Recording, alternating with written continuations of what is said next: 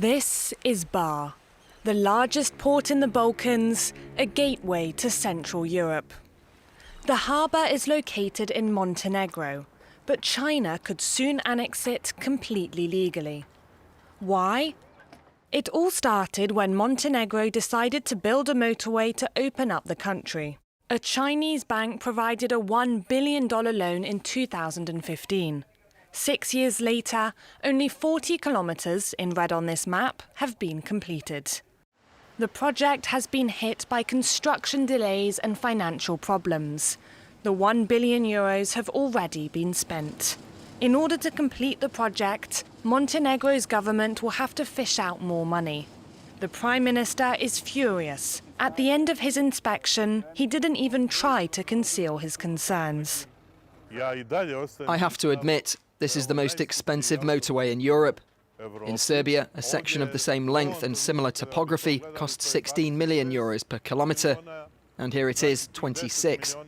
I don't understand why this difference with Serbia exists. Corruption, excessive spending. The Prime Minister blames the Chinese contractor. The company brought its own workers. There are about 700 of them here. They live in their own village, away from the local population. Chinese officials refuse to answer questions about the excessive cost of the project or the consequences of a possible bankruptcy. A few questions, just one question. No, because if I accept this... If Montenegro fails to repay the loan, the terms of the contract give China the right to access Montenegrin land as collateral. In Article 8, Montenegro renounces sovereignty to parts of its territory, with the exception of its military and diplomatic sites. It's within this framework that the Balkan country could lose Bar Harbour. Beijing has already expressed an interest in these facilities. It's an extraordinary contract, one that has already been implemented by the Chinese in Sri Lanka. Montenegro's Minister of Capital Investments didn't support the contract when it was signed, and he recognises that his country has accepted clauses that have no precedent in Europe. Personally, I would not have signed this type of contract, especially with these counterparties on credit, which I think are dangerous for our territory.